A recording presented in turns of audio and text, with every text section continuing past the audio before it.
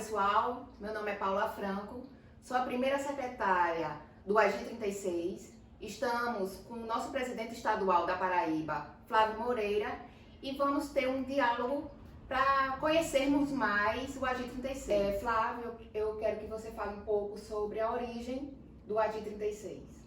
O AGI 36 ele surge da mudança de marca, nome e de filosofia partidária do antigo PTC, que também já foi PRN.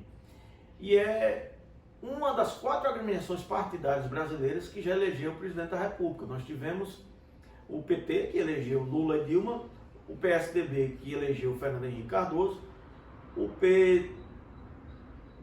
PSL, que elegeu Bolsonaro, e o antigo PRN, hoje AGI 36, que elegeu Fernando Collor de Mello. Flávio, e qual a missão do AGI 36? Bom, na verdade, o partido ele vem com o objetivo de fazer diferente. Primeiro, de mostrar que é possível fazer política sem recurso público. Nós temos aqui um partido que não recebe fundo partidário e que mesmo assim nós tivemos um lançamento nacional que contou com 21 dos 27 estados, mais o Distrito Federal, no nosso lançamento que aconteceu no dia 5 de outubro. Nós também conseguimos atrair para a política aquelas pessoas que estão desencantadas com essa forma antiga de fazer política. E o que é que acontece na maioria dos partidos? Você vai ser candidato simplesmente para servir de escada para aqueles que já estão lá. Porque é desleal você concorrer com um deputado federal que tem 17, 18 milhões de reais de emendas para destinar para prefeituras, para destinar para seus aliados, pessoas para os seus correligionários. E aí nós ficamos pensando como é que nós vamos mudar a realidade que aí está posta na nossa representação parlamentar se nós não temos acesso a esse fundo partidário. E o AGI surge com uma meta desenhada pelo autor do livro A Fórmula do Voto, que é o Osmar Bria, que foi responsável pela votação do antigo PHS, que conseguiu quebrar a cláusula de barreira seguindo aquelas orientações, aquelas diretrizes, e nós fizemos um planejamento a nível de Brasil. Cada estado tem que contribuir com um certo número de votos para que a gente possa quebrar a cláusula de barreira e passar a competir em condições de igualdade. Então a grande vantagem do AGI e a novidade nós vamos ter aqui candidatos concorrendo com a mesma chance dos outros. Nós não vamos ter aqui candidatos que tenham já uma determinada votação pré-estabelecida, uma potencial de votação que, porventura, vai impossibilitar que os demais possam ser eleitos. E esse é um dos compromissos do nosso partido. O nosso compromisso com os nossos candidatos vai ser exatamente esse, de trazer para o partido apenas aqueles que tenham a condição igualitária de concorrer. Ou seja, aqui nós não vamos ter candidatos servindo de escada para que outros venham. Obviamente que é possível que tenhamos e já temos interesse de detentores de mandato eletivo em ingressar no nosso partido, o que não é impeditivo, desde que ele siga aquelas diretrizes que vão ser determinadas pelo nosso grupo de candidatos, tanto a deputado federal quanto a deputado estadual. E vamos falar um pouquinho sobre a equipe base, a que se formou aqui na Paraíba. Nós tivemos uma breve passagem pelo partido em 2020, quando nós comandamos o partido na Paraíba nas eleições municipais, e há 15 dias de eleição foi um grande desafio, mas mesmo assim nós conseguimos participar de 23 coligações vitoriosas no estado, e logo depois nós nos afastamos por razões particulares, e porque o grupo que naquela época assumiu o partido, ele não estava correspondendo, vamos dizer assim, às expectativas. Então nós começamos a receber alguns convites de outras legendas, de outros partidos, para que a gente pudesse estar dirigindo-as na Paraíba. E aí começamos a conversar com muitas pessoas. E daí veio a ideia de quê? De juntar exatamente essas pessoas que não tiveram a sua eleição garantida, exatamente por conta desse problema que eu falei anteriormente, de servir de escada para candidatos que já tinham mandato eletivo. E aí nós começamos a conversar aqui em João Pessoa com Camilo Franco, que foi um candidato a vereador muito bem votado, mas que não conseguiu entrar dentro das vagas exatamente por conta dessa questão do coeficiente partidário. Nós trouxemos de Patos, Sávio Salvador, nós trouxemos, nós estamos em Campina Grande montando um grupo que vai polarizar aquela região com 8 pessoas.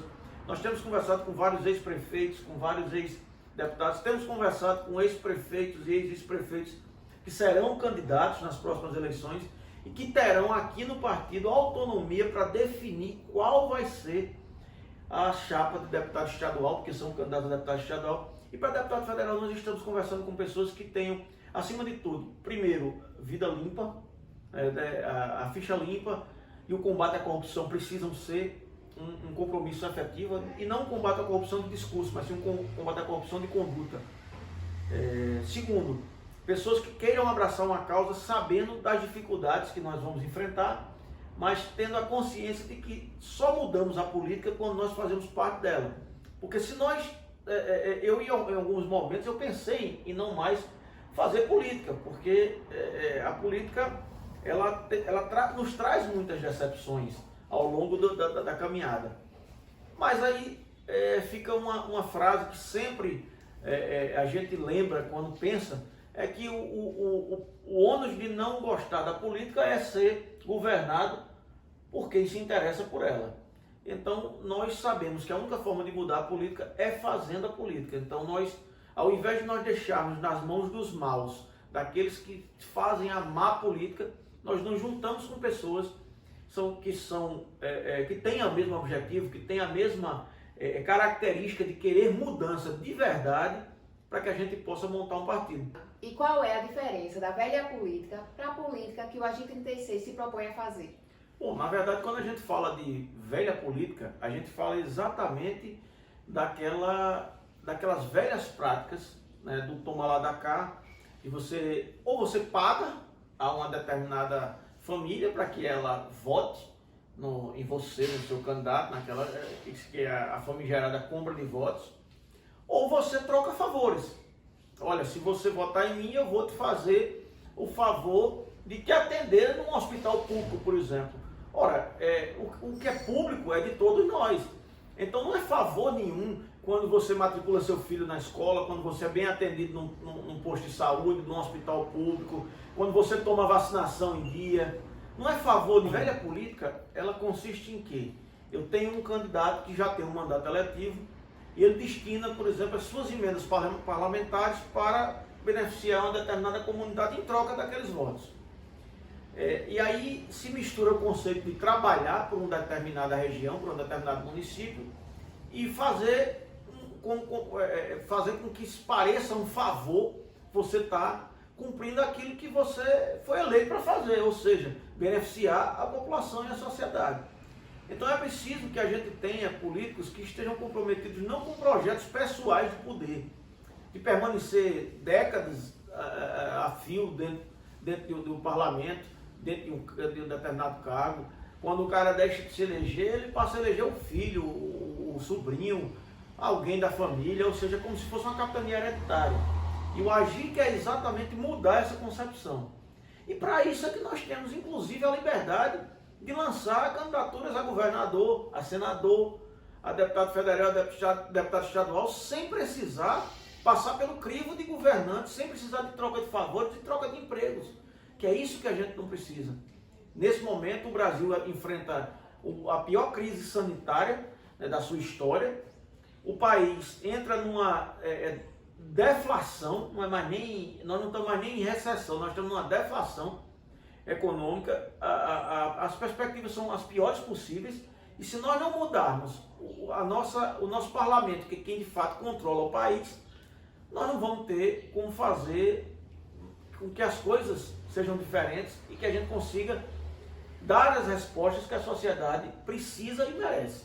E para encerrar esta primeira conversa, qual a mensagem que nosso presidente estadual deixa para a população paraibana? A principal mensagem que nós precisamos passar é para você que está em casa, que está recebendo esse vídeo e que deve estar pensando: por que é que eu vou me interessar por uma coisa em que as pessoas só querem se dar bem, em que as pessoas entram nela para lucrar, para resolver sua própria vida, e eu que estou aqui no meu emprego, na minha casa, eu não dependo de política, porque muita gente diz, Paulo, que não depende de política para viver, mas a política, ela impacta em todos os aspectos da nossa vida. Nós temos um gás hoje a R$120, fruto de uma política econômica. Nós temos um dólar nas alturas que impacta o trigo, o milho, a soja, ou seja, o nosso alimento. Nós temos os combustíveis com os preços disparados. Nós temos um desemprego aumentando porque quando nós temos uma economia que não está dando certo, o que é que acontece? As empresas fecham e passam a ser importados aquilo que antes era produzido, serviços e produtos que eram produzidos no país. É preciso que se tenha a capacidade de entender de que nós precisamos sim da política em nossas vidas. E esse sentimento de que a política é coisa de gente safada, de gente que não presta, de gente que está aí para se dar bem, de gente que só quer resolver sua própria vida e está pouco se importando com as necessidades do povo, ela só muda a partir do momento que você que está em casa e que o seu voto tem o mesmo valor daquele voto do parlamentar que está lá há 30 anos, ela só muda quando você tiver realmente a possibilidade de ter alguém que nunca teve uma chance, de ter pessoas que nunca tiveram chance para que sejam os nossos representantes. E obviamente que quando se trata de ser humano, nós corremos o risco de que esses seres humanos nos decepcionem. Mas o AGI, ele faz uma seleção criteriosa exatamente para isso, para trazer pessoas que já foram experimentadas em ambientes políticos, em ambientes públicos, principalmente na gestão pública, e que não tiveram máculas nesse seu caminhar. Pessoas que tiveram projetos e ações que funcionaram em prol da população e que agora eles vão ter a chance de colocar essas oportunidades à disposição de toda a população.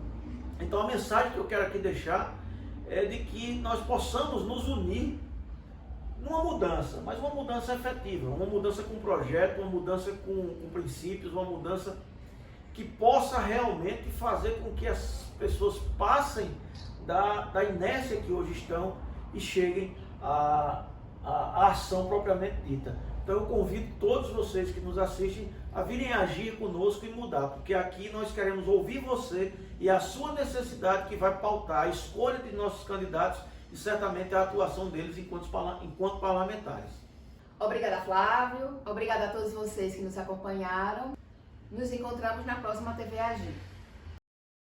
Vamos agir!